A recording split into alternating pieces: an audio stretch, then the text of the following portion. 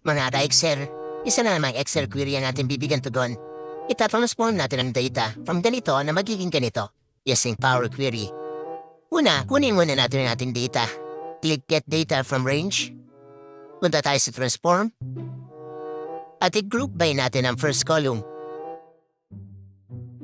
All rows lang. Dagdag tayo na index number. Copy natin yung formula na index.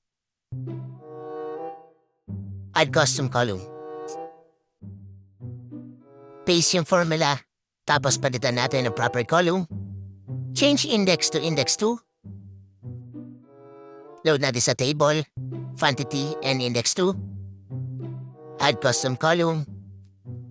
Concatenate quantity sa index 2. Remove natin ang necessary columns.